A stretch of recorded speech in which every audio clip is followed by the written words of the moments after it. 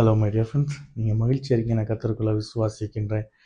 இன்றைய நாட்களும் நம்ம அநேகருக்கு ஒரு கேள்விகள் உண்டு. நான் இருக்கிற இடத்துல எனக்கு ஒரு சமாதானம் இல்லையே, எனக்கு ஒரு சமாதானமான வாழ்க்கையிலே, நிம்மதியான வாழ்க்கையிலே என்று அநேகருக்கு இந்த கேள்விகள் எழும்பிக் கொண்டிருக்கலாம். இன்னைக்கு தேவன் தம்முடைய ஊழியக்காரர் மூலமாக நினைப்பூட்டுகிற என்னன்னா, சமாதானத்தின் தேவன் நம்மோடு இருக்கிறார் என்பதை, நமக்கு சமாதானம் தருவதற்காக, நம்மை சமாதானத்தோடு வழிநடத்துவதற்காக சமாதானத்தின் தேவன் நம்மோடு இருக்கிறார். நம்முடைய வேலையிலே சமாதானத்தை தரப்போகிறார், நம்முடைய குடும்பங்களிலே சமாதானத்தை தரப்போகிறார், நம்முடைய பணி செய்கிற எந்த ஸ்தலத்திலும் சமாதானத்தை தரப்போகிறார்.